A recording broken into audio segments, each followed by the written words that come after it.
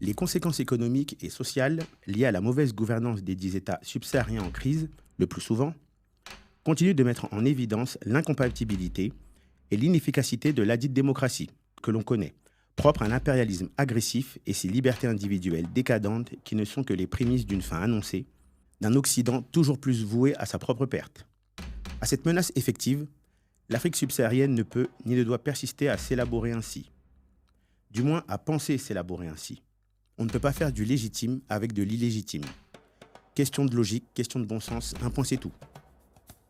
La démocratie à l'africaine, c'est de la reculade générale, généralisée, du monde noir via ses représentants politiquement apolitiques, évitant les contacts sociaux avec leur propre population et dont l'abord est difficile, permettant ainsi à ces gouverneurs de comptoirs coloniaux fort lointains l'art de l'inaction tout en faisant une action. Et oui, la politique est le moyen occulte de se faire entendre sans pour autant perdre la raison. Et pourtant, la raison, ils l'ont perdue. Oh, mon Afrique, la raison, ils l'ont bel et bien perdue, pour te laisser en décrépitude avérée et établie.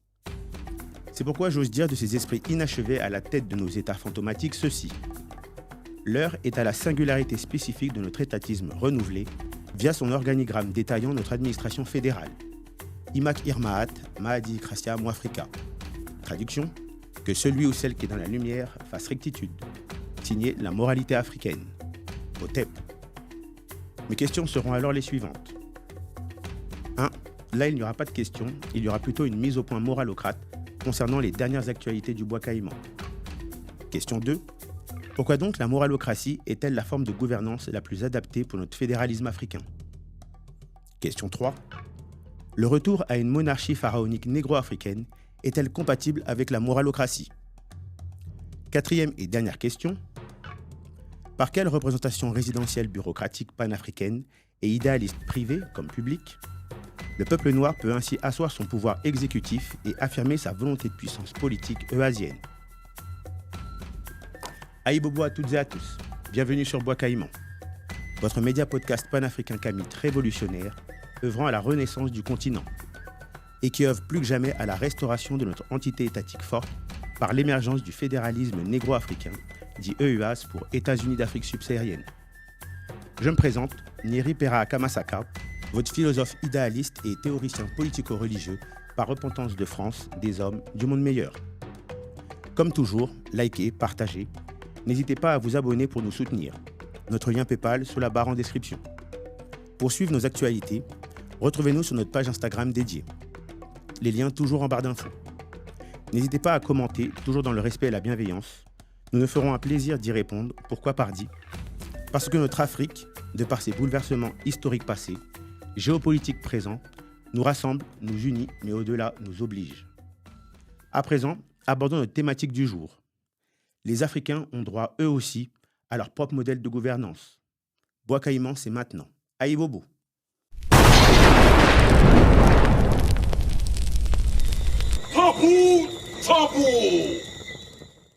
Donc pour la première question qui n'en est pas une, nous allons faire une mise au point moralocrate concernant les dernières actualités du Bois Caïman.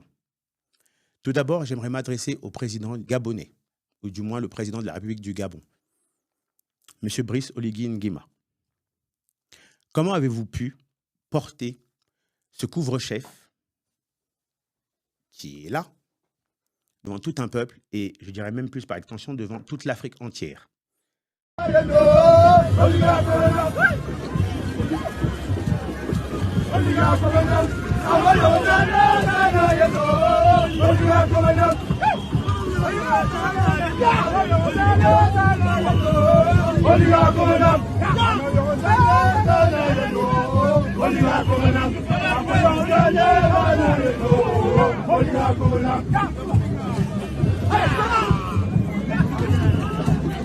Porter la casquette du suprémacisme blanc américain, c'est faire preuve d'une immoralité, mais même extrême, c'est pas suffisant.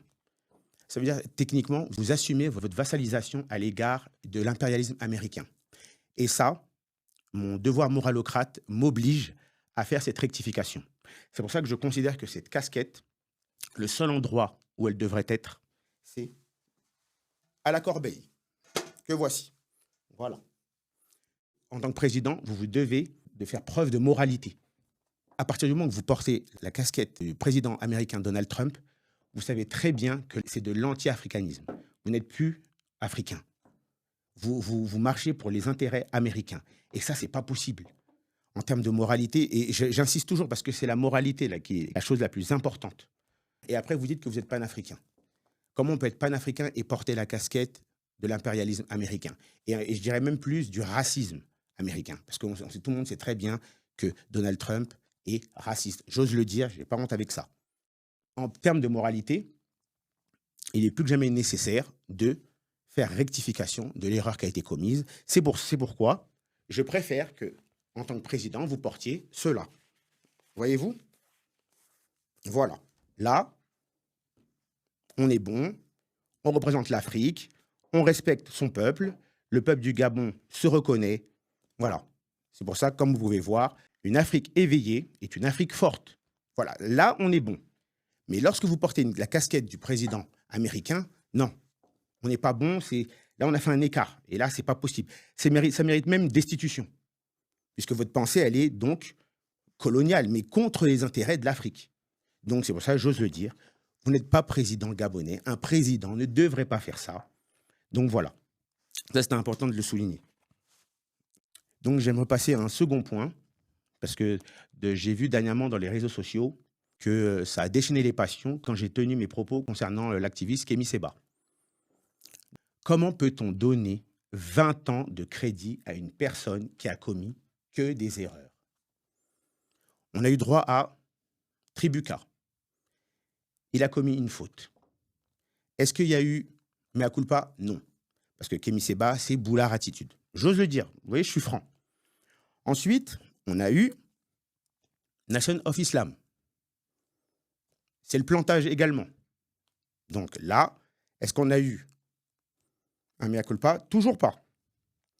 Ensuite, Kémy Séba a voulu se refaire. Parce que c'est continuellement ça, en fait. Il passe son temps à se refaire. Et la communauté lui donne toujours crédit. Et je ne sais pas pourquoi. Peut-être c'est son côté d'orateur. Mais je pense que la communauté sait que Kémy Séba n'apportera rien. Son temps est passé, son temps est révolu. Il a commis trop d'impairs. On ne peut pas commettre autant d'impairs et se prévaloir d'être le panafricain, l'illustration même du panafricanisme. Ce n'est pas possible. D'ailleurs, il faut savoir une chose. Même quand il dit qu'il a voulu se refaire en créant l'urgence panafricaniste, il faut savoir une chose. Beaucoup d'intellectuels dénonçaient le franc CFA. Kémy Séba était encore à Tribuca. Mais le souci, c'est que comme les gens n'ont pas arrêté de l'encenser, il est évident que la communauté, les personnes de la communauté, en grande partie, sont passées à côté d'un tas d'intellectuels au profit d'un homme qui n'est que dans la postérité.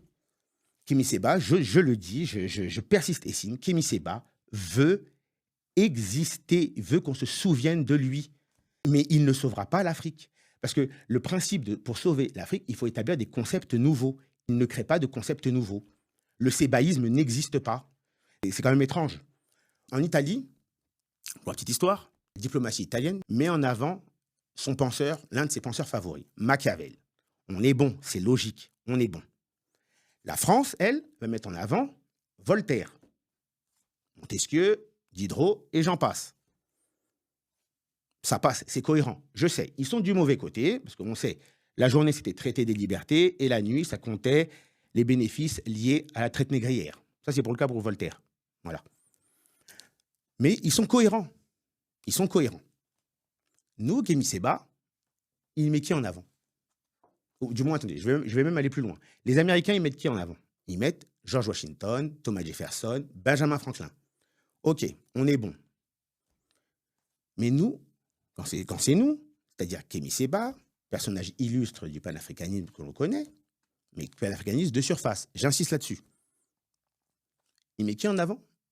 Alexandre Douguine, penseur russe. Là, il y a un problème. Et là, ça gêne personne. Là, c'est-à-dire que vous vous dites, c'est nickel. Non, là, ça ne me convient pas. Là, ça ne va pas. Non. L'Afrique a une philosophie propre, l'idéalisme. L'idéalisme propre à l'africanité, C'est ce qui fait que même nos anciens, la manière comme ils vivaient, les sages assis au bas des arbres à palabres, juste en observant ce qui était autour d'eux, pouvaient établir, conceptualiser toute la régie du village. Je ne veux pas dire la cité, du village. C'était les juges de paix. C'était les premiers juges de paix avant les juges de paix qu'on connaît aujourd'hui. Donc voilà. Kémy Séba, lui, non. C'est Alexandre Douguine. Et maintenant, si je vais plus loin, et je vais même un peu m'écarter du sujet, il soutient l'Iran. Il a même admis que Prigojine l'avait financé. Il lui disait que les chiffres n'étaient pas bons. Mais si les chiffres ne sont pas bons, ça veut quand même dire quelque chose. C'est quand même incroyable. Ça veut quand même dire qu'il a pris de l'argent d'une puissance étrangère. Comme Dieu fait bien les choses, eh ben, c'est encore le plantage. Kémy Séba va mettre en avant la Russie avec Nathalie Yem qu'on connaît. D'ailleurs, ils marchent ensemble avec Franklin Niamsi. Ils vont mettre en avant les relations diplomatiques entre l'AES et la Russie, en espérant avoir une voie de sortie. Mais, je le redis encore une fois, en termes de moralité, on ne peut pas faire du légitime avec de l'illégitime. C'est pourquoi l'AES va se planter. C'est comme en amour. Vous voulez une relation amoureuse prospère avec une personne dont vous avez commis des forfaits l'un ou l'autre à l'égard d'autres personnes. Ça ne marche pas. C'est pas possible, ça ne passe pas. Et ensuite, vous pensez bâtir famille, avoir des enfants et des souvenirs. Non, ça va finir au divorce. Je le sais déjà, je n'ai pas besoin. Et quand vous voyez actuellement, l'AES a demandé l'aide de la communauté internationale. La Russie a fait cette demande. C'est un gros problème. Ça veut quand même dire que la Russie fait du paternalisme tout azimut. C'est un échec cuisant, mais on le savait, puisque la Russie n'a pas vocation à élever l'Afrique. Elle s'est même enrichie avec l'Afrique. Et je répète encore une fois, parce que je ne vais pas rester 10 ans là-dessus. La Russie est à la conférence de Berlin, je l'avais déjà dit dans une précédente vidéo, elle est à la conférence de Berlin, elle a colonisé l'Afrique passivement. Vous me racontez ce que vous voulez. Quand elle était au G8, quand elle était avec Macron au fort de Brégançon, quand vous voyez Poutine, il est tout content avec Macron. Ils n'ont pas de problème. Et les années précédentes avec Berlusconi et j'en passe, ils n'avaient aucun problème. Donc vous me racontez ce que vous voulez. La Russie est une nation impérialiste. D'ailleurs, c'est tellement grave que même Loukachenko va l'admettre. Il va dire dernièrement, et je ne sais pas, vous avez vu la vidéo, on voit Loukachenko à côté de Poutine. Poutine, qui se fait tout petit parce qu'il sait qu'il va doubler. Il va mettre, excusez-moi le terme trivial, il va mettre la carotte à l'AES là. Que dit Loukachenko? Il dit, si la Russie et l'Union européenne s'unissent, nous serons extrêmement puissantes. Je n'ai aucun problème avec les Russes, en tout cas pas pour l'instant. Et je le répète, pour les dissipés du dernier rang, les cauchemars des Occidentaux ne sont pas les miens. Les ennemis de l'Europe ne sont pas ceux de l'Afrique. Les dirigeants russes ont dit que si l'on continue comme ça, eh bien, on va arriver à la désindustrialisation de l'Europe. Et c'est un processus ils sont en train de détruire l'Europe et l'Union européenne. Et ça, c'est aussi un objectif, hein, savoir affaiblir l'Union européenne. Et c'est ce qui se passe. Et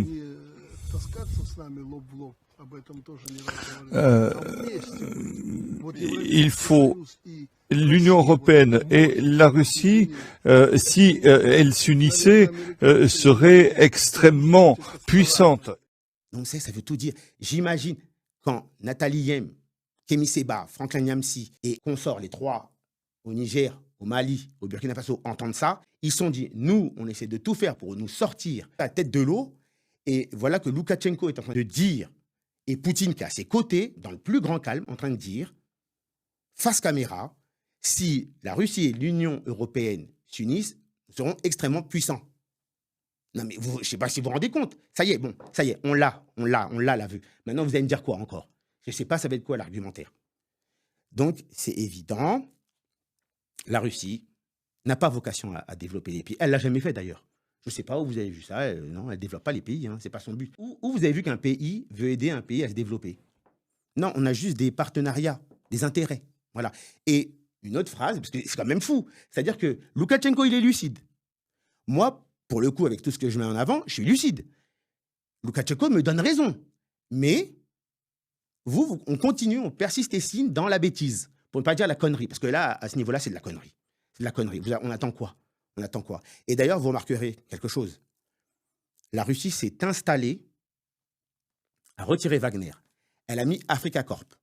Une fois qu'elle a mis Africa Corp sur tout le territoire, bien évidemment pas tout le territoire, quand je dis tout le territoire, je me comprends, les zones minières stratégiques du pays, bien sûr.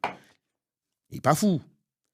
Qu'est-ce qui se passe? Fameuse phrase de Loukachenko qui tombe, et bien sûr la demande de la Russie qui fait appel aux autres nations pour aider les 3 petits pays africains. Il faut les aider, ils ont des problèmes, ils ont des soucis. Déjà, ça nous fait toujours passer pour des grands enfants, parce qu'on est des grands enfants pour eux. C'est évident. Ils demandent à la communauté internationale d'aider 3 pays pour lutter contre le terrorisme. Déjà, le terrorisme, il vient d'où?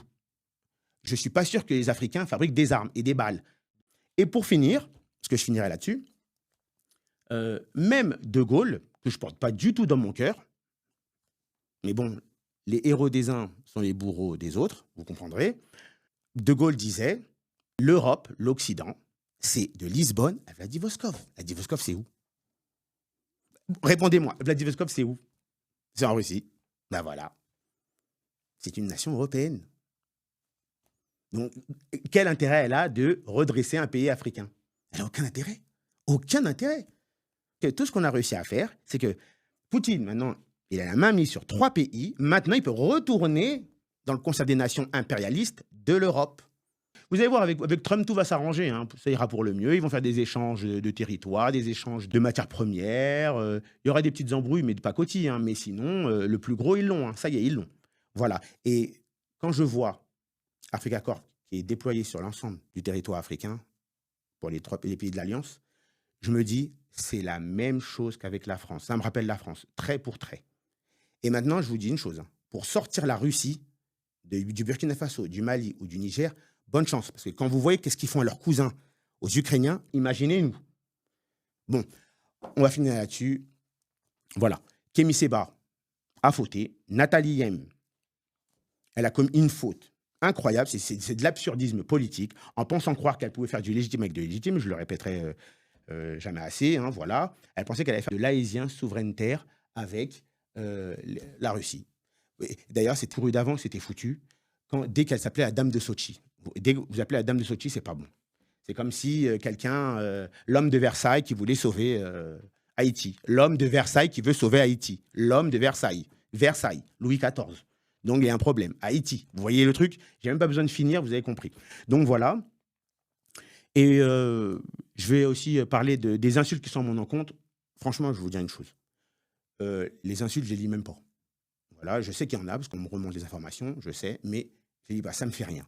Pensez une chose, je n'ai pas attendu que vous arriviez avec vos insultes pour commencer à me dire, oui, je vais mettre un coup de frein au Bois Caïman ou par rapport au projet, au fédéralisme africain. Donc voilà, on parle de 12 ans de travaux, donc, et bien évidemment, au-delà d'observation, donc, c'est pas maintenant que je vais mettre fin à mon projet, non, je vais continuer, je vais aller jusqu'au bout du bout, et voilà. Comme disait Cheikh Anta Diop, aucune paresse ne pourra nous dispenser de cet effort. La paresse, je ne l'ai pas, je vais aller jusqu'au bout. Donc voilà, ça c'était pour les petits haters, voilà. Et bien évidemment, vous ne me trouverez pas dans l'immoralité. Parce que j'ai vu des commentaires me disant, on va trouver un dossier sur toi, on va essayer de te mettre, excusez-moi le terme, dans une sauce, mais il n'y en aura pas. Les seules bêtises que j'ai faites, vous voyez, je suis franc avec vous, j'avais 18, 20 ans, j'ai fait des bêtises, j'ai traîné avec les mauvaises personnes. Voilà, je vous dis la vérité, hein. Voilà, j'ai commis des erreurs, voilà. J'avais 18, 20 ans. On appelle ça les erreurs de jeunesse. Aujourd'hui, j'ai 42 ans. Vous voyez, voilà, je suis père de 5 enfants. Donc, aujourd'hui, j'ai ma femme, je suis marié, je n'ai pas de problème avec ça. Donc, voilà. OK, au moins, à partir de là, on est clair. Et bien évidemment, je tiens à dire qu'en panafricanisme, il est important de faire des audits. Même quand vous faites du militantisme panafricain, il faut faire des audits. Parce que là, en fait, je voulais revenir un peu à Kémy Séba. Parce qu'en 20 ans, on n'a jamais vu une audit. On ne sait pas où va l'argent, on ne sait pas qu'est-ce qu'il fait avec l'argent. On ne sait rien du tout. Par exemple, moi, dans ce que j'entreprends, moi, je sais que moi, je ferai des audits. C'est-à-dire que quand je fais un congrès, quand je générerai des sommes beaucoup plus conséquentes pour pouvoir accéder à la profondeur du projet, par les congrès, comme on a pu, pas le congrès qu'on a pu voir au Congo, je vous rassure. Quand je vais faire un congrès, j'aurai des lunettes de vue normales. J'aurai une tenue reflétant l'humilité. Je ne vais pas venir tirer à 4 épingles, comme j'ai dit à la précédente vidéo. Je ne vais pas venir avec des lunettes de soleil. Je vous respecte. C'est le respect. Et ça, c'est encore un red flag. C'est encore un signe d'immoralité. Mais on ne veut toujours pas voir. Pour les fanatiques de Kémy Séba Toumia, je vais vous dire une chose, il est évident. Vous êtes dans le fanatisme de Kémy Séba. Parce que tous les red flags, vous les avez, mais vous ne voulez pas comprendre. Alors maintenant, moi, je vous dirais juste une chose. Je vous laisse dans votre panafricanisme de surface, mettre votre poing en l'air dans votre salon, et je peux vous le dire, ça va durer longtemps. Voilà. Donc, c'était assez long. Donc, je vais passer à la deuxième question. Alors, pourquoi donc la moralocratie est-elle la forme de gouvernance la plus adaptée pour notre fédéralisme africain? Alors là, je vous répondrai tout bonnement, la démocratie n'est pas l'identité des Africains. Il suffit de voir Paul Biya. Paul Biya, non mais, quand vous voyez un Paul Biya, 42 ans au pouvoir, j'ai 42 ans, mais vous imaginez, et la personne vient encore vous dire, face caméra, je vais bâtir, je pense à votre prospérité, à la prospérité du peuple camerounais. Non, c'est faux. La démocratie, elle n'existe même pas. Comme je dis, en Afrique, il n'y a même pas d'organigramme étatique. On est étranger à nous-mêmes. Il y a strictement rien. C'est fantomatique. Donc, la chose qui est évidente, c'est quoi? C'est qu'en fait, ce qu'il faut, c'est établir un système moralocrate propre à chaque individu, parce que la démocratie, le collectif ne marche pas. Et je vais vous dire, à plus forte raison, en Afrique, le système éducatif est quasi inexistant. Comment un peuple peut voter en pleine conscience le programme d'un plausible élu s'il ne comprend même pas la teneur du projet en lui-même, que ce soit court, moyen ou long terme? Ça veut dire que s'il y a des lacunes d'un point de vue éducatif, forcément, en bout de chaîne, la personne ne comprend pas de quoi parle l'élu. Du moins, la personne qui veut se faire élire, on ne comprend pas. Et ça, c'est une preuve que la démocratie, elle ne fonctionne pas. La machine, elle s'enraye. Ça ne fonctionne pas. Maintenant, on nous dit, oui, on fait système de vote digital en Afrique, coupure d'électricité quasi systématique, donc il y a un problème, ça ne marche pas. La démocratie, elle ne marche pas. Ce n'est pas possible, c'est une évidence. Donc voilà, moi je considère que la démocratie, je pourrais faire preuve de pédanterie, hein, mais ça ne servira à rien. La démocratie n'est pas africaine, elle n'est pas africaine, ce n'est pas notre identité politique. Donc, ce qu'il faut, c'est établir un concept politique qui est propre à nous-mêmes, où on se reconnaît. Quand Paul Biya est élu, ou comme Ouattara, là, qui veut se faire réélire, 4e mandat, c'est du grand n'importe quoi. On n'a jamais vu ça. Même en France, c'est des quinquennats. C'est des quinquennats. Mais en Afrique, c'est 42 ans. Alors, comment on appelle ça? Il n'y a même pas de mot, on devrait faire limite du néologisme. Donc, ça ne marche pas. Où on a l'AES, les mecs restent au pouvoir, ça y est, ils trafiquent les constitutions, ils nous font croire que c'est la volonté du peuple. Non, ce n'est pas la volonté du peuple, c'est la volonté de Poutine. C'est la volonté de Poutine. Voilà. Et puis, Africains, arrêtez avec un dévot de prend position qui est différente de la vôtre ou de la masse, de toujours dire « Oh, il est payé. Oh, il appartient à des GSE. Oh, il appartient à des GSI. » Ça, c'est le complexe de subsidiarité. L'Africain, c'est toujours en dessous de quelque chose. Il y a le plafond de verre. Et puis, au-dessus du plafond de verre, il y a limite son boss. Il n'y a pas de boss. Voilà, j'appartiens à moi-même, je suis libre. J'allume l'Europe quand il faut allumer l'Europe. J'allume l'Afrique quand il faut allumer l'Afrique. Voilà, c'est comme ça. Voilà, j'appartiens à moi-même, je suis libre. Voilà, donc au moins, ça, c'est réglé. Et donc, pour revenir au système éducatif qui étant limité, l'Africain ou l'Africaine ne peut pas comprendre le programme politique. Parce que des fois, il ne comprend même pas les mots. Il essaie de se rattacher à un ou deux mots qu'il comprend dans la phrase, mais il n'a pas compris le sens. Parce que si vous mettez en sémantique un mot ou deux mots dans une phrase, quand il y a l'effet de groupe, ça veut pas dire la même chose que si on prenait juste le mot dans un court extrait. En Afrique, les gens ne comprennent pas les programmes politiques, ils ne savent pas de quoi on parle. Il n'y a que les nantis qui s'y reconnaissent, et encore les nantis, même eux, ils ne savent pas. Hein. Tout ce qu'ils savent, c'est que eux, l'argent va retomber dans leur poche. Et qu'est-ce qui se passe? Eh ben, c'est la belle vie, c'est Louis Vuitton, Chanel, la Suisse, vous connaissez. Donc voilà. Donc, il est évident que sous ce prisme, les intérêts de la nation ne sont pas les intérêts de la nation. La vérité, elle est ailleurs. Les intérêts, ils sont ailleurs. Et là, vous me direz, on sait très bien, les intérêts, ils sont où? Ils sont en France. Donc voilà. Et c'est pour ça que moi, j'insiste là-dessus, sur la moralocratie. La moralocratie qui s'adresse, ou du moins que je devrais dire, la moralocratie ne s'adresse pas aux personnes physiques, mais à leur conscience morale. À partir de là, toute personne est potentiellement un présidentiable aux États-Unis d'Afrique subsaharienne. Et pour les gens qui me disent souvent, oui, tu tapes souvent sur les gens de la communauté, mais qu'est-ce que tu fais? Ce que je fais, c'est l'étatisme fédéral africain. Et ça passe par quoi? Ça passe par les drapeaux, la constitution préambulaire, parce que je ne suis pas un dictateur. La chose étant que le reste de la Constitution, et là, c'est fait de manière collégiale. Et ça passe ensuite par quoi? Par des ouvrages historiographiques, philosophiques, sociologiques, donc, que je vous présenterai. Et ensuite, on décline vers le programme économique, que je vais vous présenter également, la monnaie fiduciaire et la monnaie digitale, qu'il faut adosser à une blockchain. Je vais vous expliquer aussi à quelle blockchain est adossé le PERAA, parce qu'il y a le PERAA, la monnaie fiduciaire, il y a le PERAA Ishara. Et je vais vous expliquer tout ça. Ensuite, il y a les arts. Ensuite, il y a tout ce qui concerne même les sports. Donc, vous voyez, tout ça, on parle de conceptualisation étatique. Ce dont Thomas Sankara disait, il faut établir des concepts nouveaux. J'établis des concepts nouveaux. Tous les panafricains sur la toile qui n'établissent pas de concepts nouveaux sont une fraude. Voilà, je le dis. Tous les panafricains qui n'établissent pas de concepts nouveaux sont une fraude. Et encore une fois, je trouve ça vraiment bizarre qu'une personnalité comme Kémy Séba, à qui on attribue une telle sagacité intellectuelle, n'a jamais établi un concept nouveau, novateur. On n'en a pas. Vous n'en avez pas.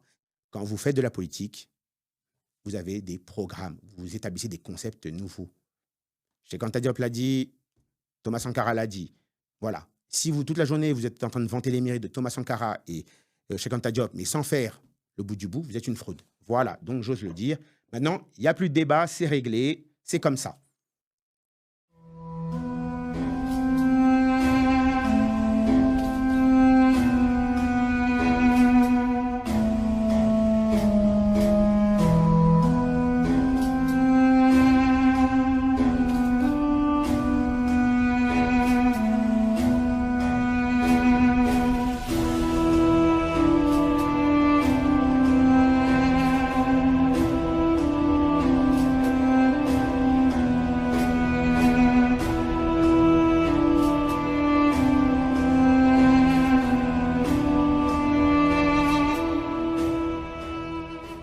Il faudra absolument acquérir la connaissance directe.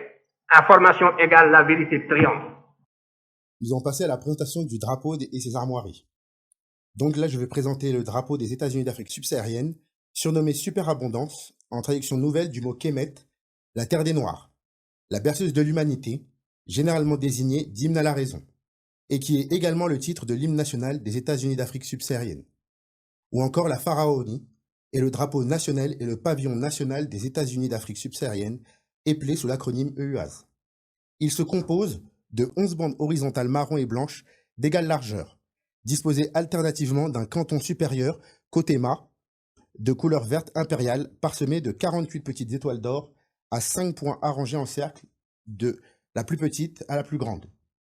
Les 11 bandes représentent les idéaux de la l'introïde générale de l'AMC, préambule fondateur actant l'avènement de la Constitution des États-Unis d'Afrique subsaharienne, également appelée l'harmonieuse, qui constitue à la fois le socle existentialiste du territoire national humble et résolu, à la fois l'affirmation du droit humain porté par une moralocratie idéaliste s'imprimant en chacun des citoyens des États-Unis d'Afrique subsaharienne, soit le cœur, la nature, le matriarcat pour le prochain, la raison, le labeur, la vérité, l'harmonie, le partage, le sacrifice. S'ajoute au drapeau national des États-Unis d'Afrique subsaharienne ces armoiries pharaonico-fédérales, où on peut voir le masque d'or funéraire de Toutankhamon, lui-même entouré par 48 petites étoiles d'or à 5 pointes formant un cercle unitaire. Le drapeau surnommé Subsaharo-Pharaonium fait foi du système politique dans lequel la souveraineté est attribuée aux citoyennes et citoyens qui l'exercent selon le pouvoir moralocrate en place. Lui-même soumis à la droiture par sa devise « Imak Irmaat », que celui ou celle qui est dans la lumière fasse rectitude. Pour revenir au drapeau initial, vous remarquerez que tout comme le drapeau des États-Unis d'Amérique plutôt, ces bandes sont juxtaposées l'une à l'autre pour symboliser l'union ainsi scellée entre les États africains postcoloniaux fondateurs. Ce drapeau est celui de la République fédérale africaine. Cependant, chaque État fédéré, anciennement colonisé, possède également son propre drapeau, celui que l'on connaît actuellement, représentant ladite gouvernance et son dit gouverneur, mais faisant toujours foi de l'objet de demeurer l'emblème représentatif d'une région parcelle des États-Unis d'Afrique subsaharienne, dans leur diversité linguistique, francophone, anglophone, lusophone, hispanophone, germanophone, etc. Le tout dans l'attente d'adopter définitivement une langue commune, le Swahili, qui je pense devra être débattu. Le drapeau sera ainsi perçu par nous-mêmes Africaines et Africains comme la souveraineté retrouvée du continent noir africain. Libre et indépendant, j'insiste là-dessus. Vivant sa phase politique terminale résurgente dans le concert des nations, soit l'hégémonie moralocratique idéaliste et unifiée négro-africaine que garantit la Constitution, ouvrant par la même occasion une voie de sortie diplomatique forte aux États-Unis d'Afrique subsaharienne sur le monde. Son désir manifeste de disposer pour elle-même et de sa population diverse et variée, mais toujours portée par l'unité, une marque réelle de la volonté de puissance impériale et pharaonique. Le tout pensé par la première nation négriculture, au thé. Il faudra absolument acquérir la connaissance directe. Information égale la vérité triomphe. Nous allons à présent passer à la lecture de la Constitution des États-Unis d'Afrique subsaharienne. Vous pouvez remarquer qu'il y a 11 points, c'est les 11 points qui caractérisent l'idéalisme africain. Les 11 points qui correspondent aux 11 bandes qu'on trouve également sur le drapeau.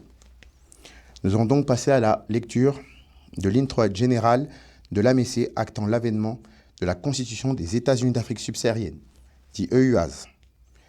Introduction préambulaire de l'harmonieuse, intronisée à la CRE, concordance rétablissante établie le 9 juillet 2018. Introduction luminaire.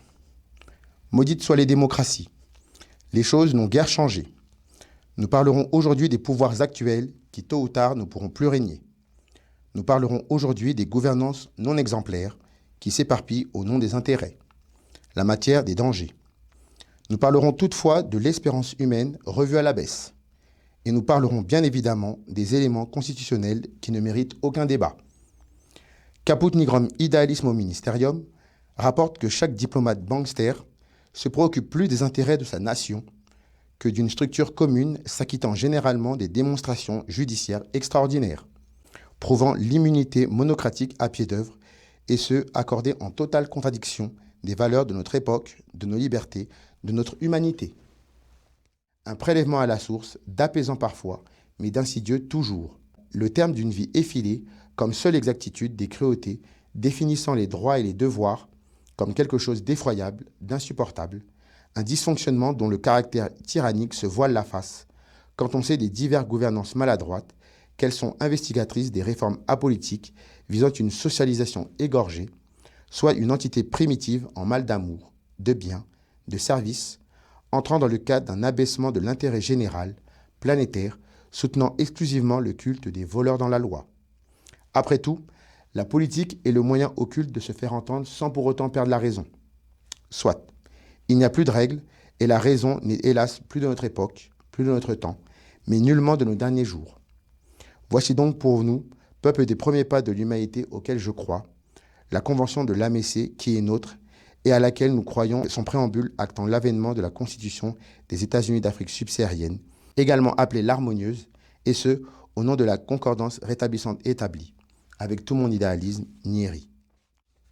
Loi mal éprise, la justice n'oublie jamais que nous, le premier peuple des pas de l'humanité, veillons le cœur des uns semblable à celui de ses hôtes, que nul ne peut pourfendre la considération divine, auquel cas se verrait en ce tambour battant, si peu triomphant, du devenir de la patrie. Ô combien une menace manifeste en proie à plus d'irrégularité du sentiment céleste et étoilé à hauteur des hommes. La nature, légitime, source des présences humaines sur la terre abritant l'Esprit de Dieu, et qui ne craint pas l'homme opiniâtre, car antérieur et postérieur à cet être de poussière, dont l'unique charme de la sagesse abrite moult contrefaçons, les besoins du pauvre homme, mais qui ne doivent jamais dépasser l'entendement. En cela, nous, le premier peuple des premiers pas de l'humanité, puissions nous être éligibles à de nombreuses de ces virulences insidieuses. Face à elles s'impose le respect de sa quintessence traduisant sa loyauté en notre encontre, mais davantage notre teneur en vie, enclin à toujours plus d'idéalisme. Là, nous allons passer au matriarcat, pour le prochain. Perle des fautes avouées comme inavouées, propres aux citoyens, aux citoyennes, foulant nos États, nos terres, seront toutes à moitié, voire pleinement pardonnées, selon la grâce des pucelles vivant en son sein, de nombreux villages arborant nos contrées, nos frontières, nos défenses, nos courages, et qui demeurent en excès à la seule charge des époux infiniment remerciés d'être disposés à donner des joies, et des sourires à la féminité dans toute sa splendeur, et majestuosité filant la parfaite harmonie volontariste de Dieu, au commencement des temps, soit le supposé symposium à toute femme des 10 États d'Afrique subsaharienne, seront vénérées en tout temps et en tout lieu, puisque détentrices divines de la nativité par rêve, la première des premières du filament fondateur, celui qui peut transmettre la vie, la vraie en ces termes. En nos terres, comme sur toute la terre, la femme a droit de raison et de compassion sur l'homme, qui traduit la teneur en vie des idéalistes. Le 4, la raison, philosophie suprême de notre moralocratie, portée essentiellement sur la mise en garde d'états malveillants, en ce qui caractérise le respect de l'harmonie naturelle des hommes et de la terre, soit l'humanisation d'une société opportune qui se fait apte à la dérégulation étatique et judiciaire et qui se voudrait être trop à l'écart de la raison propre, en quoi elle sera sanctionnée et taxée de cité hors humanité, sigle CHH. Sachant que la liberté est à l'essor d'un recul de connivence par la faute, c'est la preuve qu'une faute engage sa rectification. Nous allons donc passer à la protection, mutuelle et pacifiste utile, au moindre risque prolifère, d'après la sûreté excessive de nos concitoyens, en rudiment technique du drame, ce qui prédit toujours son coup d'avance. Nul art de la guerre ne peut se faire le déséquilibre permanent d'une nation souveraine, libre et indépendante, et à plus forte raison de tout ce qui peut advenir de ces villes et provinces éloignées, se tiennent au garde-à-vous passif à l'égard de la capitale aux ordres de l'accalmie. À quoi la moindre de ces frappes défensives propices, voire à venir, font foi d'une réalité confiante, pathétique, sans pareille mesure, pourvue, elle, du coup, d'une attaque coloniale. Nous, le peuple des premiers pas de l'humanité, sommes les nouveau-nés d'un monde sans fin, dont le moindre de ces lieux veille à la fuite, à l'abandon, mais encore à la capitulation formelle de celui, celles et ceux qui frappent par l'épée périront par l'épée, siégeant leur sein maternel en ces termes.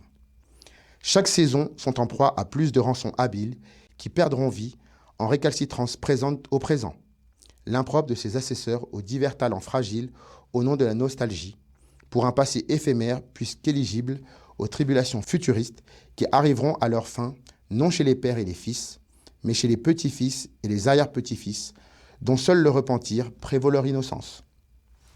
Le labeur, une seule et même entreprise qui ne peut faire office d'un affichage de doute. Sa ferveur grandissante est en nos terres un lien social rigoureux aux bienfaits salariaux, rendant profit et partage égalitaire dans la patrie. Il en va de son surdéveloppement. Son expansion ne doit se traduire que par la priorité de rendre service aux laborieux d'ici, et d'ailleurs, non la recette qu'elle jugera bon de redistribuer en cas d'échec. C'est par la constance établie d'une réserve de dividendes sous-scellée et interdite d'être sur la sellette qui garantit le maintien des salariés en ces termes. Le patron du patron et son employé. Le savoir, la plume d'oiseau des écrivains, pour but d'un seul et même idéalisme animant chaque sujet traité en conspiration, qu'on abattrait d'un seul trait, en quelques coups de jet d'encre. Chaque chose qui traduit de nos terres, tous ces ouvrages à la somme d'un combat. La défaite des paroles qui s'envolent au gré du vent, déterminante, des nombreuses victoires qui s'écrivent à l'infini du plus grand des récits en ces termes. C'est juste chose pour la noble cause des cris combatifs. Telle sera la prouesse de nos écritures à première vue. La vérité, telle la justice de paix, clamant sa bonne foi en tout temps et en tout lieu, d'un monde enclin à toujours plus de bienfaits et méfaits imprescriptibles selon notre code pénal, la dite concordance rétablissante établie, sigle CRE, parfait pamphlet idéaliste bravant les malversations étatiques et judiciaires des hommes et des États ennemis de l'humanité en salutation de leur barbarie. Ce qui revient à dire de la vérité sur terre comme dans le ciel, qu'elle est libre, justifiée et bienvenue en ces termes. Ce qui vaut pour un homme vaut pour un État. J'en passais à l'harmonie. L'harmonie de notre terre, toujours en justesse d'une préposition divine et céleste, jurons sur la grâce idéaliste de notre Père, nous le peuple des premiers pas de l'humanité, en liaison directe d'un monde renouvelé, puisque régulé selon nos attributions concordantes, rétablissantes et établies, la part étatique de notre profond respect à l'égard des innombrables mers et océans entourant les monts et les merveilles de notre mère patrie l'Afrique, brillamment ornée de son paysage culturel, notamment spirituel, à la charge unique du libre arbitre humain qui est nôtre, émane en nos terres de somptueux habitants, relevant le défi testamentaire terrien de toutes ces sauvegardes. C'est en cela que notre humanisation n'en sera que renforcée. Nous allons passer maintenant au partage, soit l'art de vivre l'idée citoyenne, symbolique, continue des uns rattachés des autres, vivant au sein d'un État souverain, libre et indépendant, souscrivent à toutes sortes d'élans de générosité que l'État réaffirme tant l'affiliation. Celle qui consiste à rendre sur l'ensemble du territoire national le parfait équilibre entre les individus, en toute situation légitime soit-elle, au fait d'être les seuls garants de l'État, mais davantage de son statut moralocratique humain et inaliénable. Le droit de compassion citoyenne, toujours de plein gré, faut-il le souligner, doit susciter sur celles et ceux qui n'en ont pas, un droit d'impériosité affective sur les plus démunis d'entre eux, qui à leur tour feront leur quête rédemptrice traversant nos 10 États, au seul profit des hommes et des femmes bafoués impunément, déconsidérés au plus profond de leur chair, puissent-ils retrouver le goût de la vie. La sagesse de notre humanisation retrouvée en ces termes. La vie comblée et méritante défend coûte que coûte la charge sociale nauséabonde, provoquée ou non, intimiste ou dévoilée sur la place publique, mais plus que jamais privilégiée d'être au sein de notre paradigme moralocratique, donc à l'unique devoir d'exister, voire de réexister, pour soi-même, puis pour les autres, par nous autres idéalistes aux 5 heures enchevêtrés. Le sacrifice de l'homme et du citoyen demeure telle l'immortalité juste et équitable de la patrie, dont la vie révèle le sens divin et idéaliste, qui n'est nul autre que sa combinaison parfaite à une mort certaine. En ces termes, nourri de sagesse, aux grandes dames de la patrie, ave humble citoyen. En vertu des 11 idéaux de la nation, la proclamation juste et sincère du peuple états-unien d'Afrique subsaharienne réaffirme, pour garantir ses droits inaliénables et imprescriptibles à l'infini dans le temps, pour constituer sa souveraineté moralocratiquement libre et économiquement indépendante, pour porter la promesse citoyenne du monde humaniste, forte et influente, représentative du tout individu, le chef de la nation devra prêter serment sur la prêtrise de la Messée devant ses concitoyens, jurant de s'établir idéaliste lors de la cérémonie d'investiture en vue d'attester la véracité de ses faits, la sincérité d'une promesse, l'engagement d'une quête idéaliste, prouvant ainsi l'humilité de l'homme soumis à la justice de paix du Seigneur de Tout-Puissant. Élu au suffrage légitime et universel, il est le garant d'un mandat présidentiel à 2 vitesses.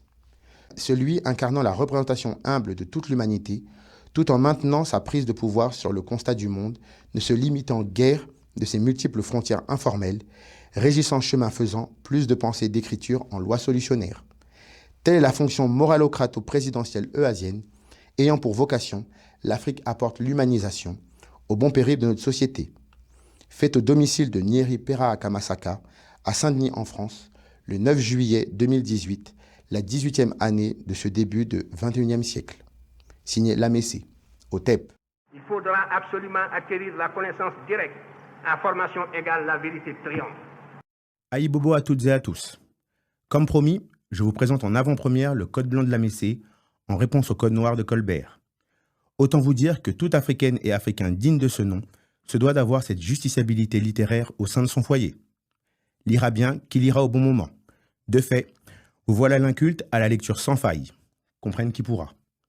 Sa rédaction établie jadis pour les régulations étatiques et judiciaires de notre chère mère patrie l'Afrique se décline sous plusieurs formats que vous trouverez sous la barre d'infos. Avant de se quitter, découvrons ensemble un petit bout de son introduction liminaire. Sur ce, bonne lecture. Africaines, Africains, vous sont destinés d'être un héros, 65 juristes l'armée. Ainsi sera la justice de paix de la cour Kamasaka, née de souffrances prolongées, à fort volume, réveille à jamais son instinct animal. Le Seigneur de Tout-Puissant, frappé par l'incohérence d'une compagnie d'assesseurs, défiant depuis toujours l'humanité, pourvoyant enfin l'ébène créature à plus de maîtrise de ce monde tenu la corde au cou. Appuyé des grâces seigneuriales, l'être africain est autorisé à l'extermination inattendue des pouvoirs législatifs, exécutifs et judiciaires techniquement blancs, de tous les excès, et dont les fervents défenseurs, des serfs de villageois portant piètre héritage, l'aigreur de s'affirmer en tant que tel, comme les relais des mauvaises règles à l'effet d'un aller, n'est pas sans rappeler qu'il y aura bel et bien sa marque du retour. Au TEP. Il faudra absolument acquérir la connaissance directe. Information égale la vérité triomphe. Donc là, je vais passer à la lecture de la tribune, plus la présentation du sceptre subsaharien dit Pera. Africaines, Africains, Pour répondre à la quatrième et dernière question sur ce à quoi de quelle façon bâtirions-nous l'émergence nouvelle de notre fédération pharaonique forte d'un point de vue économique et sécuritaire, tout en se démarquant à court, moyen et long terme, vraisemblablement, et sans crainte, au cœur d'un système financier où nous autres Africains avons toujours été exclus et où de nos jours l'économie de marché, quasi saturée par l'Asie, l'Amérique latine, bien que pilotée par le libéralisme occidental et américain en péril, vous en conviendrez, permettrait de produire toujours plus à moindre coût pour vendre au meilleur prix et satisfaire une part croissante des désirs humains de nos populations. Euasiennes, Euasiens, je pense avec toute humilité détenir les réponses aux questionnements problématiques posés plus haut, si l'on s'en tient et uniquement si l'on s'en tient à notre aggiornamento porté sur 5 axes majeurs. Tout d'abord, il nous faut une monnaie souveraine forte et authentique. La nouvelle monnaie que nous adopterons, nous, citoyens des EUAS, pour mener à bien notre projet, sera le sceptre subsaharien dit le PERAA, entre autres que voici. Le PERAA des États-Unis d'Afrique subsaharienne, ou sceptre subsaharien, ou PERAA EUAS, ou PERA, est la monnaie nationale des États-Unis d'Afrique subsaharienne et de ses partenaires d'outre-mer, anciennes colonies françaises comme la Guadeloupe, la Martinique, etc. C'est aussi celle d'Haïti, de la Réunion, de la Guyane, de Saint-Martin, de Saint-Barthélemy et les îles anciennement comme actuellement dépendantes administrativement de l'île de la Guadeloupe. Elle aura pour mission de favoriser l'unification, l'émergence, la coopération et la coordination entre les gouvernements subsahariens actuels, dont les actions, depuis leur création postcoloniale informelle jadis, n'ont pu concourir jusqu'alors à leur pleine autonomie. De recenser nos dotations énergétiques prioritaires naturelles, dites matières premières, afin de nous spécialiser dans l'import-export à l'échelle mondiale, et ce, en étroite collaboration de nos plus fidèles partenaires commerciaux, ayant pour but de renforcer la stabilité de notre système financier dans son ensemble, notamment à travers la signature d'accords commerciaux focalisés et coordonnés dans le domaine du développement durable, définis sur 11 points d'un commun accord. L'augmentation de la productivité agricole et la sécurité alimentaire, le développement industriel et ses mesures visant à le promouvoir, l'accès à l'eau potable, les déchets toxiques pour une gestion respectueuse de l'environnement, la protection du climat, changement climatique, l'énergie et la gestion améliorée et l'efficacité énergétique, l'aménagement du territoire, le tourisme durable, l'égalité des sexes, hommes-femmes, l'éducation et la santé, et pour finir, les dégradations écologiques, lutter contre la déforestation et protéger les habitations naturelles. Par la suite, d'éradiquer les dysfonctionnements anomalistiques politiques, économiques et politico-religieux endogènes et exogènes présents sur l'ensemble de la pharaonie susceptibles d'entraîner, à terme, la perte définitive de notre système subsaharo-unioniste moralocratique, porté par les 42 lois de la Mahat, qui sont les lois issues de la mythologie égypto-nubienne, civilisation négro-africaine au choc des savoirs et des connaissances du monde connu. De définir le paradigme sociétal nouveau propre au peuple subsaharien, vivant dorénavant une cohabitation intra-africaine forcée, déclarée sans faille, selon un brassage permanent d'individus, voire de groupes d'individus, de communautés, de peuplades, de tribus, toutes africaines par essence, au sein de la fédération, et au seul cas de titre de séjour permanent, favorisant ainsi l'émergence d'une seule collectivité, d'une seule et unique culture afrocentriste, portée par un seul art de vivre afrocentré, dit d'antériorité nègre, pour le moins légitime, et qui se définit comme tel. Cette construction sociétale ainsi établie verra l'émergence nouvelle d'une véritable union pharaonienne populaire au sein de la pharaonie que garantit la Constitution des États-Unis d'Afrique subsaharienne, elle-même tenue de manière stricte par son administration, veillant au respect de la bonne tenue du régime moralocrate, ce à quoi la pharaonie démiurgique élective absolue doit y remédier face aux vulnérabilités identifiées du passé, afin qu'elle ne puisse refaire surface tout en s'en assurant la coordination et le suivi.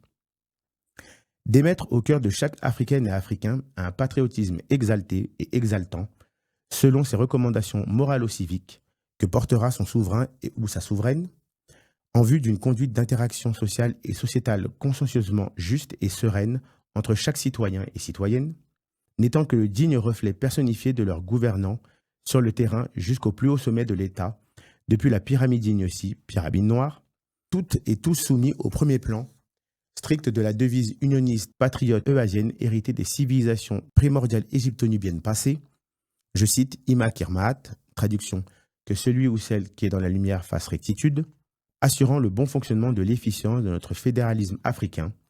En clair, je dois vous faire l'aveu que je ne suis pas passé par 4 chemins pour solutionner les différentes problématiques liées à notre continent. Notre économie doit servir dans un premier temps à réuniformiser l'âme de notre peuple, magnifier notre puissance monétaire intransigeante face à la menace et à la consolidation profonde de notre foyer civilisationnel, l'Égypte des pharaons. À l'heure actuelle des choses, nous n'en sommes au point mort d'un point de vue moral comme tel, une communauté individualiste, folkloriste, disparate malheureusement. C'est un fait que nul ne peut nier. En finalité, pour que nous, le peuple noir d'Afrique, sortions la tête de l'eau, et c'est peu dire, il faudrait mener une colonisation de l'Afrique par les Africains eux-mêmes. Au TEP. Il faudra absolument acquérir la connaissance directe. À formation égale, la vérité triomphe. Je vais prendre soin de vous présenter le Passis Culto, dit culte de paix, faisant foi de notre pacte sociétalo-civilisationnel entre nous, Africains, Amérindiens et Aborigènes, à la veille de nos justiciabilités actées, prouvant l'acte de l'humanisation supérieur en tout, de tout pour tout, à l'apport de ladite civilisation. Au TEP.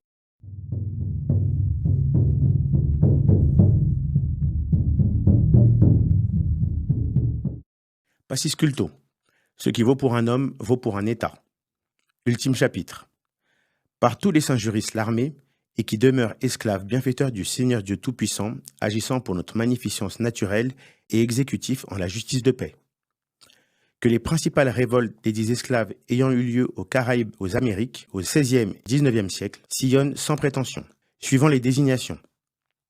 Petit 1, l'esprit de la terre des Amérindiens qui ne cesse de se préparer, en bonne entente mutuelle du temps, à ces nobles chants et danses pour le jour où ils passeraient dans l'au-delà.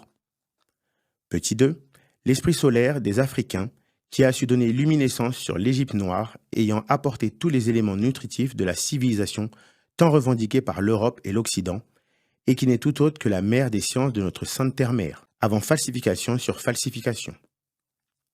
Petit 3, l'esprit du temps des aborigènes, dit le temps du rêve, qui unifie la vision de l'homme sur la vie, tenant compte également de l'énergie vitale propre à l'espace-temps intemporel, l'univers, qu'il s'agit de définir comme étant l'unique source du monde sensible, à la fois institutrice du passé, du présent et du futur, en réponse du cycle de la vie qui continuellement se renouvelle et dont la création du monde fait foi, du fruit véritable sur le corps humain et son environnement qu'il convient de maintenir.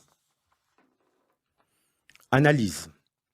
Vu l'esclavagisme relative aux attributions économiques des États-nations, techniquement blancs, qui au cours de l'histoire se sont eux-mêmes placés hors humanité.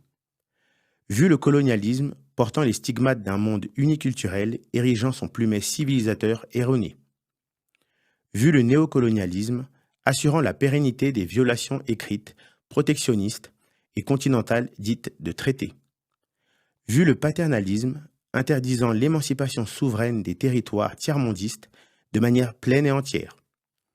Vu les non-réparations, unanimes en date du jour dit, soit le 18 février 2018, jour de son écriture, établissant la preuve historiographique manifeste des États-nations occidentaux et orientaux, disposés au plus grand refus sur la question des réparations et restitutions propres au peuple génocidé, connu de tous. Ceux-là même vivant depuis des siècles en totale harmonie naturelle des hommes et de la terre, dits techniquement noirs, se porteront bien naturellement partie civile d'une seule voix, dressant alors le procès-verbal de l'humanité contre les contrevenants d'ordre étatique, à savoir leur acceptation commune et solidaire portant sur l'héritage des biens et des services mal acquis, passés comme présents, selon un opportunisme patriotique bien défini, propre à chacun de ces dits territoires, aux délimitations informelles qui, à aucun moment, ne se préservent des ingérences sur l'édit étranger, ce que condamne fermement le Passis Culto, culte de paix, une loi moralocrate qui ne pourra manquer de faire date. Vu la non-humilité des intéressés étatiques en date du jour dit, soit le 18 février 2018, date de son écriture, qui fait appel, selon ses adeptes, à toujours plus de mépris envers les populations harmonieuses et naturelles de la terre-mère, dite techniquement noire. Par ces motifs, le Passis Culto déclare la concordance rétablissante établie comme effective sur l'ensemble des parties occidentalistes et orientalistes habitées de la terre dite non repentie, à compter du jour suivant 1460 clarté, jour de sa publication et par avant, en conséquence de leur inaptitude à restaurer l'image de la justiciabilité équitable dans le cœur des hommes, exige le retour impérieux de l'harmonie naturelle des hommes et de la terre, domiciliée depuis chaque réserve amérindienne, mésoaméricaine y compris, africaine et aborigène, les dites techniquement noires animistes, donc proches du Seigneur Dieu Tout-Puissant, jouiront incessamment sous peu de tous les droits exécutifs, législatifs et judiciaires affiliés au présent Code blanc. Le présent décret sera ratifié par voie de presse d'après sa publication éditoriale et demeure la propriété de la République d'Haïti. En foi de quoi, le plénipotentiaire indépendant respectif a signé le présent décret des justiciabilités générales et individuelles et y oppose son cachet. Fait à Saint-Denis en France, le 18e jour du mois de février 2018, en ce début de XXIe siècle. Signé Lamessé, philosophe idéaliste et théoricien politico-religieux, par repentance de France, des âmes, des hommes, du monde meilleur. Au nom de la justice de paix, la concordance rétablissante établie et sans faille. Au TEP. Il faudra absolument acquérir la connaissance directe. À formation égale, la vérité triomphe. Par quelle stratégie panafricaine et idéaliste privée, le peuple noir peut ainsi se doter à jamais d'un esprit de patriotisme civilisationnel, dit de toute puissance, faisant le pont entre son antériorité nègre et sa postérité nègre. Aïe bobo à toutes et à tous. Pour répondre au dernier questionnement, je vais prendre soin de vous présenter l'ouvrage décliné en 8 tomes intitulé Caput Nigrum Idealismo Ministerium, que voici, traitant de l'historiographie africaine affligeante et établie, faisant foi de notre pacte sociétalo-civilisationnel anti-aliénation, entre autres, entre nous Africains, la seule et unique transcription écrite pour le maintien d'éveil des adultes et des enfants de notre temps, de notre époque, mais nullement de nos derniers jours. À présent, découvrons ensemble son message. Au TEP. Habemus papam, scripta traditum. Prison, pieux, chaînes, entraves, menottes, fer, fouet. C'est avec cette sorte de joyau que geôliers et bourreaux à la fois, les maîtres soumettent de malheureux chrétiens, enfants de la Sainte Église, et versent leur sang. Dans le véritable enfer est exécutée la justice divine. Celui-ci est la scène du sommet de l'inhumanité et de l'injustice. Signé Francisco José de Jaca. Malheur aux Européens, aveuglés par leur cupidité, pour qu'ils voient enfin, pour qu'ils aient enfin assez de lumière pour voir, je prendrai la juste défense de la liberté naturelle des esclaves d'Afrique. Pour qu'ils se repentent de leurs péchés, je leur dirai comment redresser les torts afin que soit évitée la destruction des royaumes chrétiens et l'esclavage prévu des catholiques et des ecclésiastes, l'émigration de l'Église romaine hors des Indes. Ces Indes ont été déportés les Noirs et opprimés les Indiens. Signé Épiphane de Moiran. Caput Nigrum Idealismo Ministerium. Tome 1 universel et inquisiteur. L'historiographie affligeante et établie. Par Lamessé d'Ousteblatus, dit Saint Lamessé, dit Lamessé, philosophe idéaliste et théoricien politico-religieux, par repentance de France, des âmes, des hommes, du monde meilleur. Préambule. Tirade de la démocratie. Qui sont donc ces hommes, ces femmes, ces États-nations qui s'émerveillent d'une joie de corps, par chaos du cœur, où seule la vertu réclame la consternation des réalités, la tiédeur d'une vie spartiate, à portée de main, d'une larve isolée, manifestement au rendez-vous de la diplomatie lourde, dont la malfaçon n'a de cesse de nous dévoiler sa vision amère. Un trouble de la vue annonçant les faits abjects qu'elle explore pour les propres de ses enfants, des étranglés, notamment le siècle des citoyens soubresauts ainsi découverts, par la bêtise de croire en une délégation insidieuse structurant la malformation de notre société. La démocratie. Sa teneur est libre et ses libertés ne se complaisent que dans l'agacement fortuit des âmes misères. Je vous demande, ô peuple de Sodome et Gomorrhe, d'en prendre le pas assuré sur le linceul d'une terre qui mérite ce qui est, car l'engagement, réciproque dans la défaite, est seul maître des lieux. Entendez-vous? Seul maître des lieux. Après tout, le contribuable n'est contributeur que d'une chaîne de Ponzi où n'existe nullement la plainte, mais ne sera pas absous d'un jugement qui a grandi et qui mûrit. L'addition approche. Les festivités exacerbées ne sont plus à l'ordre du jour. J'en réponds de cette prêtrise, un enfant sourd et muet qui tend sa fresque historique, biblique, politique, dont l'eau fait écoulement de ses pleurs depuis le monde sans fin. Alléluia. Qu'il aille se jeter à la mer à présent. Victoire. Après sa lecture éclatante, à la vue des hommes qui amarreront leur joie à celui des impérialistes d'hier, ceux qui privent les fils et les petits-fils des bonnes volontés, voilà qu'il reviendra parmi les têtes de l'oubli. C'est la tristesse d'une vague peu éphémère faisant appel à d'autres. Et maintenant, on boit la tasse réclamant justice. Au thème.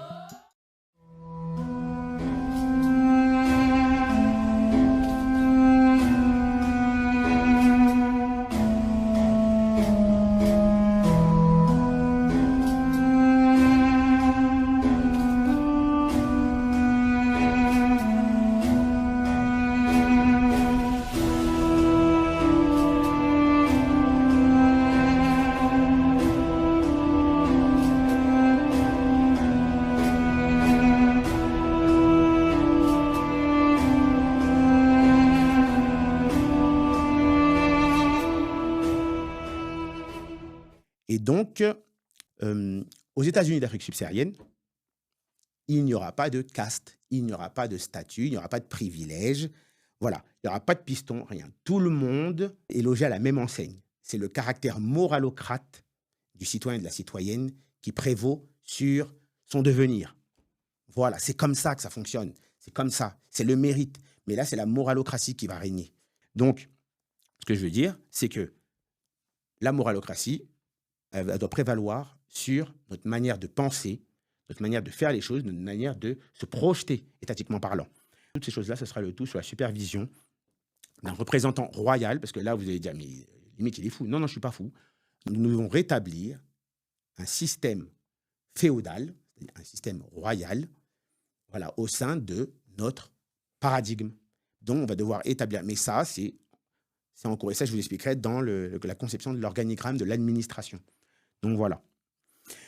À présent, et j'allais oublier, pour revenir à ce que je disais concernant les audits, c'est très important. Lorsqu'on fait du panafricanisme et lorsqu'on est voué à caractère moral de son panafricanisme, on fait des audits. Parce qu'après, qu'est-ce que ça donne? Ça donne des grandeurs noires. Des grandeurs noires qui ne faisaient pas d'audit, qui a pris 100 000 euros ou 130 000, je ne sais plus, pour faire un pseudo-documentaire qui n'a jamais vu le jour. Mais on la retrouve où? Attention, je vous donne en mille, on la retrouve où? En Tanzanie, dans les eaux thermales. Je vous mets la vidéo, vous allez voir. Et vous allez voir c'est quoi le panafricanisme. Et c'est la bande à Kémy Séba, tout ça. Donc maintenant, ne me dites pas que je raconte des salades, c'est la vérité. C'est la stricte vérité. Donc voilà. Alors, parmi mes recommandations à Zanzibar, il y a les grottes. Il y en a beaucoup, des différentes. Certaines, il n'y a pas d'eau et certaines, ce sont des piscines naturelles comme ici. Je suis à Kuva. Ça s'appelle Kuva Cave. Donc c'est une piscine naturelle ouverte sur le ciel. Et l'eau est pure. Il n'y a pas de poissons. C'est de l'eau de pluie en fait qui ruisselle jusqu'ici à travers la roche. Donc déjà l'eau est purifiée par la roche, elle est nettoyée. Et ensuite, comme il n'y a absolument aucun animal, il n'y a aucun déchet, c'est une eau qui est dite pure par la légende. Et la légende dit que lorsqu'on se baigne dedans, eh bien non seulement on est nettoyé de toute négativité, de toute maladie, en plus on vit plus longtemps, en meilleure santé, et en plus, l'année qui arrive, apparemment, on serait rempli de grâce et de bénédictions. Donc, je peux vous dire que cette histoire de Corona, c'est fini pour moi. Je suis désormais immunisée. Voilà. Donc, vraiment, Tanzanie, Zanzibar, je ne peux que recommander. C'est un sans faute. Voilà. Vous en avez tout plein sur l'île, donc en fait, où que vous résidiez, il y en aura une qui sera forcément à proximité. Encore une fois, bienvenue en Afrique.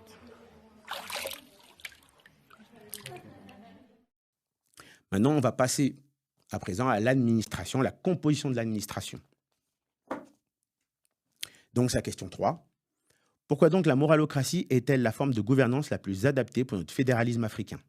Donc là, je vais vous lire la tribune qui explique l'organigramme de notre administration avec les composantes, les fonctions. Et vous me direz dans les commentaires ce que vous en pensez.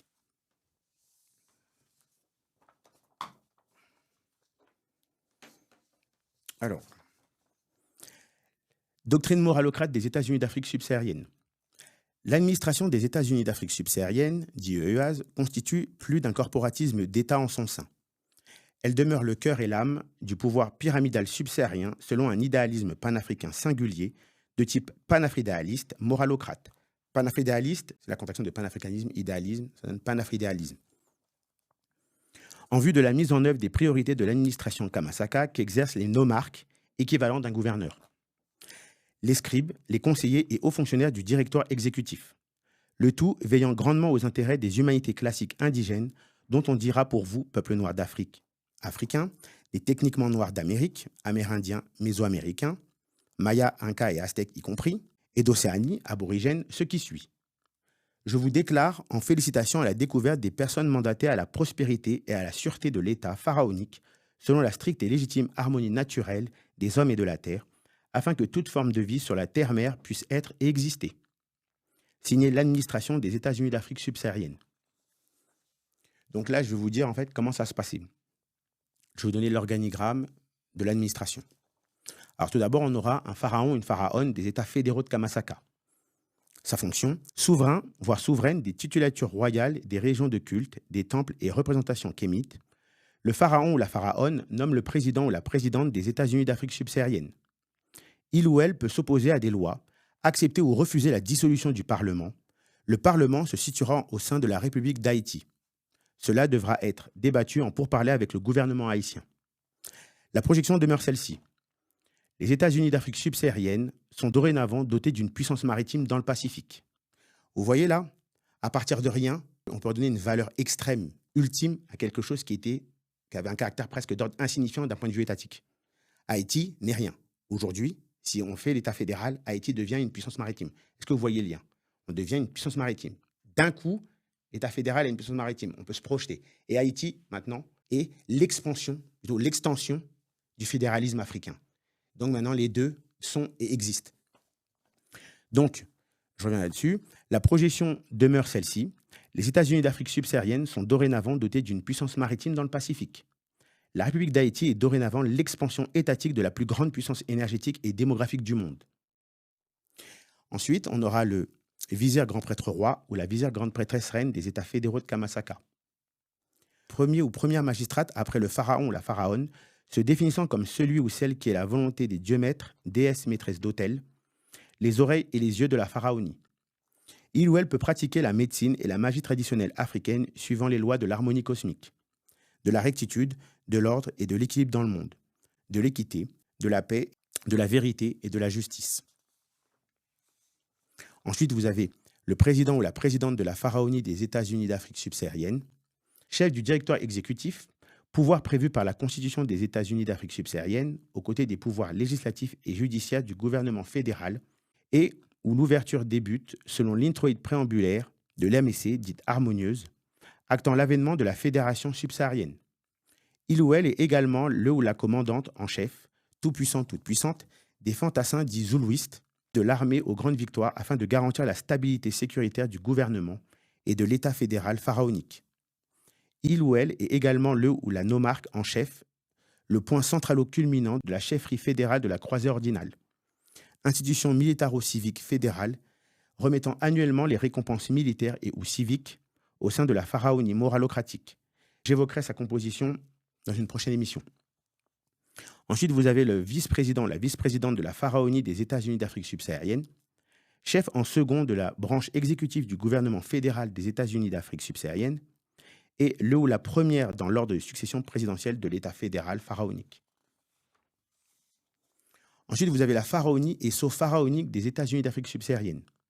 Salon administratif suprême, SAS, dit SAS, des nomarques en charge de la gestion des 48 nômes, les nômes étant les États-domaines gouvernementaux des États-Unis d'Afrique subsaharienne déléguant l'exécution de leurs décisions selon une corde de scribes, de conseillers et de hauts fonctionnaires d'État.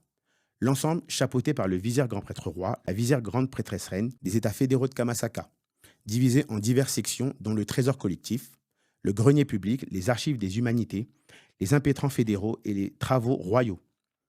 Le sceau pharaonique des États-Unis d'Afrique subsaharienne est utilisé pour prouver l'authenticité de certains documents au sein du gouvernement fédéral des EUAS. Vous avez également la présidence fédérale et sceau pharaonique du président ou de la présidente des États-Unis d'Afrique subsaharienne.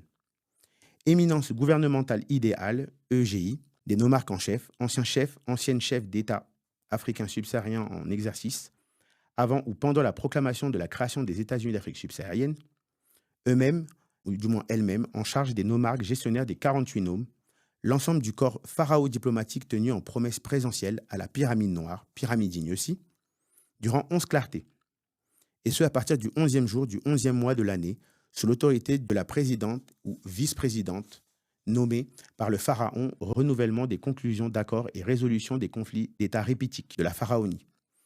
Répitique, c'est relatif à la déesse égyptienne Répit, déesse du renouveau.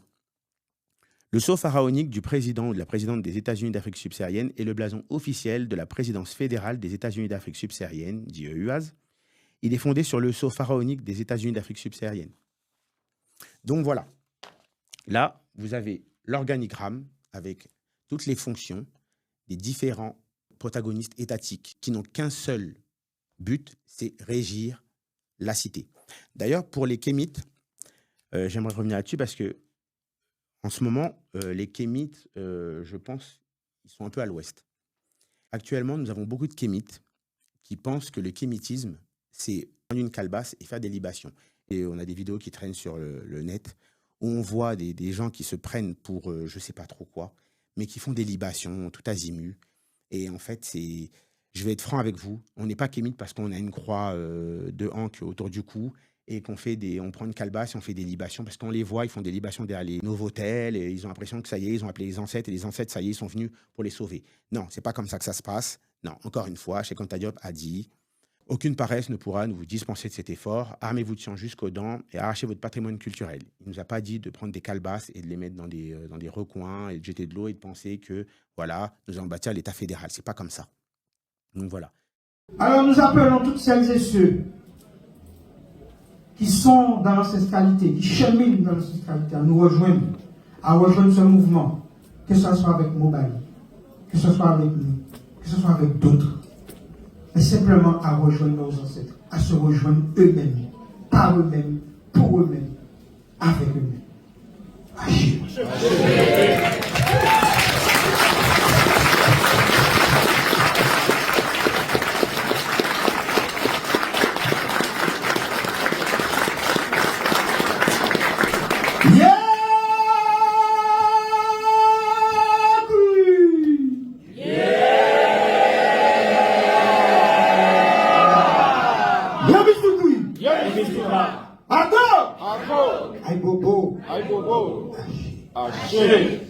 Ceux qui veulent venir avec moi, on va déposer l'eau dehors et puis le salon va pouvoir continuer. J'ai pas été trop long.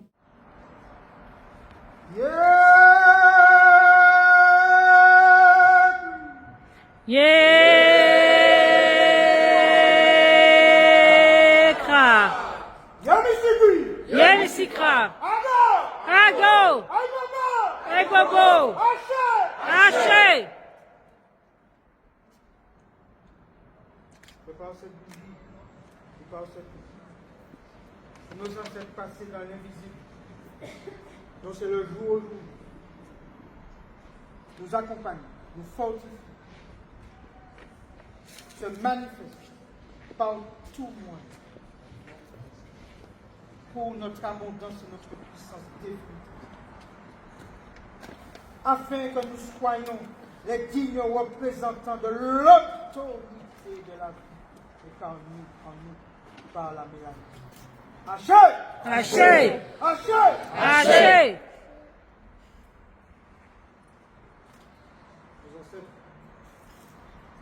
Nos ancêtres. Haché. Nos ancêtres. Haché.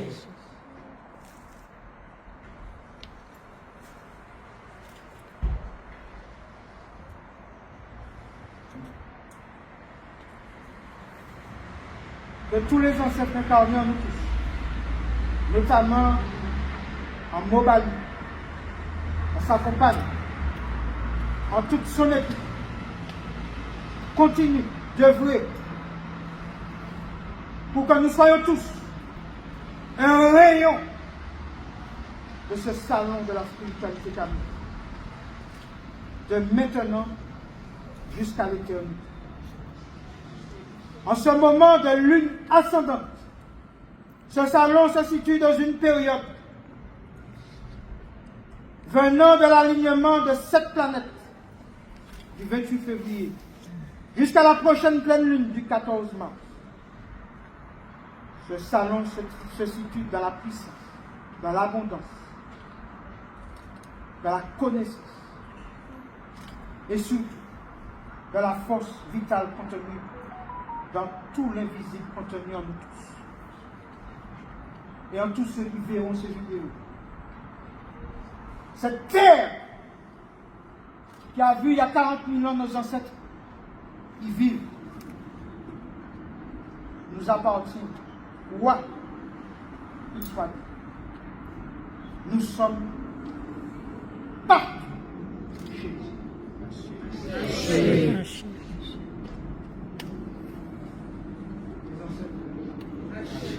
Les ancêtres. Les ancêtres. Les ancêtres.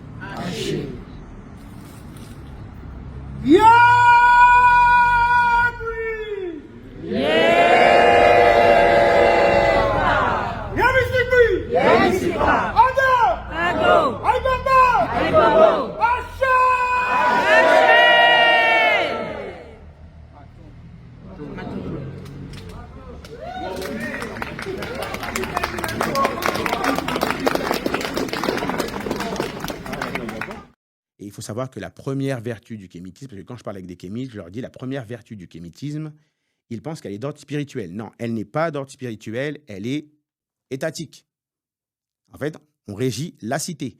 On régit la cité, le peuple qui vous le rend bien, et à la fin, qu'est-ce qui se passe? Il vous donne un caractère divinatoire. Ceux qui régissent la cité vont se prosterner devant les différentes statues associées, Anubis, Thoth, Isis, Osiris, j'en passe. Et là, qu'est-ce qui se passe? C'est la logique.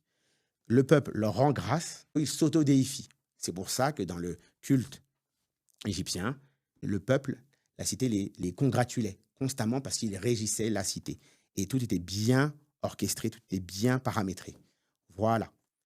Quatrième et dernière question. Par quelle représentation résidentielle bureaucratique panafricaine et idéaliste privée comme publique, le peuple noir peut ainsi asseoir son pouvoir exécutif et affirmer sa volonté de puissance politique euasienne?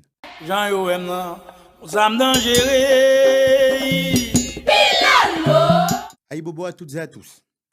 Depuis plusieurs mois, 4 mois exactement, date correspondant au démarrage de l'émission Bois Caïman, j'ai pris la peine de faire la présentation de divers éléments constitutifs de notre fédéralisme africain, le tout matérialisé au concret.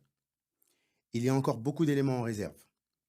Ceci étant dit, je vais donc à nouveau me livrer à cet exercice en prenant soin de vous présenter en exclusivité la composition de notre logotype gouvernemental, Pyramide Ignosi, la pyramide noire, résidence officielle du président des États-Unis d'Afrique subsaharienne.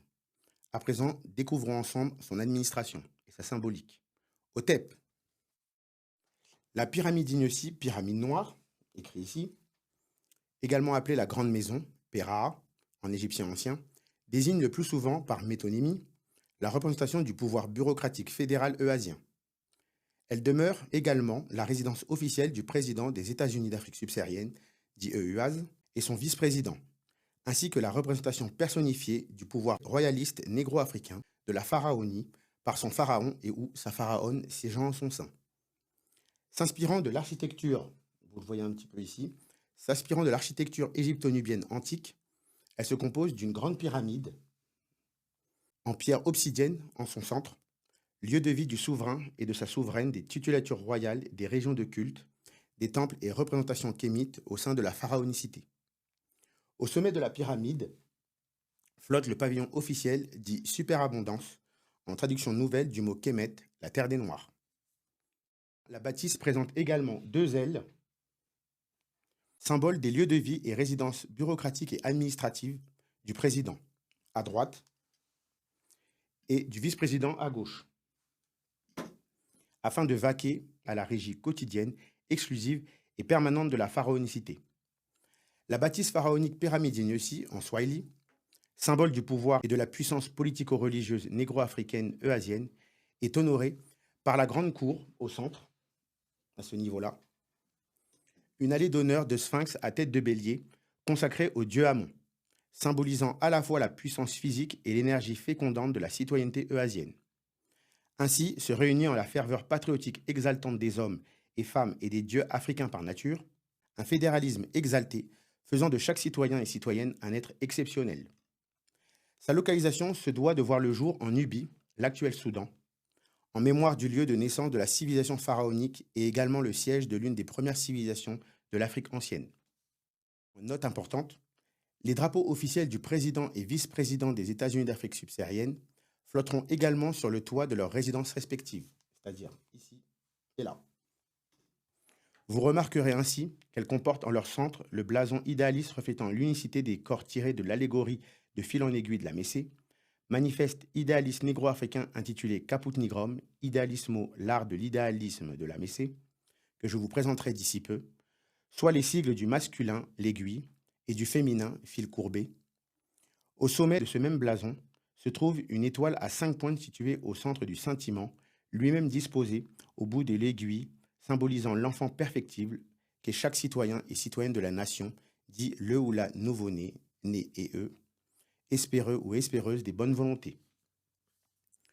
Pour le drapeau du vice-président des États-Unis d'Afrique subsaharienne, en chaque recoin reposent 4 cubes ou précarés noirs afrocentristes pour les 4 coins du monde, le tout avec pour chiffrement le 11 en son sein, en haut à gauche, soit un homme, une femme, chiffre de l'idéalisme universel s'alignant à l'axe rouge traçant la droiture de vie, éparpillé dans différents lieux de réserve techniquement noirs du globe, ainsi représentés par les peuples amérindiens, africains et aborigènes vivant depuis toujours en harmonie naturelle des hommes et de la terre. Otep. J'en ai regardé, gon, ça me